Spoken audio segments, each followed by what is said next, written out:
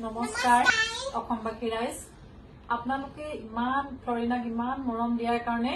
আপোনালোকক বহুত বহুত ধন্যবাদ আৰু মই সকলোকে নমস্কাৰ জনাইছো নমস্কাৰ অসমবাসী ৰাইজ সৰ্বপ্ৰথমে মই সমূহ অসমবাসী ৰাইজক মোৰ আন্তৰিক শ্ৰদ্ধা আৰু সেৱা জনালো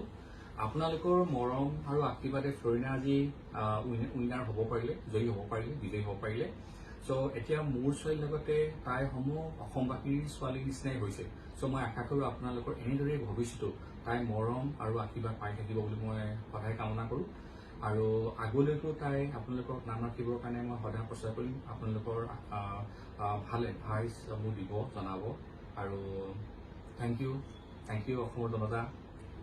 Thank you so much অসমবাসী ৰাইজ আপোনালোকৰ মৰম আৰু আশীৰ্বাদৰ কাৰণে ফ্লৰিনা বহুত বেছি আগবাঢ়িলে আৰু আমাৰ অসমৰ কাৰণে ফ্লৰিনা গৌৰৱ কৰি আনিব পাৰিলে super dancer chapter 4 trophy finally আমাৰ অসমত আহিলে আৰু তাৰ কাৰণে আমি বহুত বহুত বেছি ধন্যবাদ জনাইছো আপোনালোকৰ কাৰণে আৰু এনেদৰে ফ্লৰিনা সদায় আগবঢ়াই লৈ যাব আৰু আমাৰ ফালৰ পৰা সকলো ওকে ফ্লৰিনা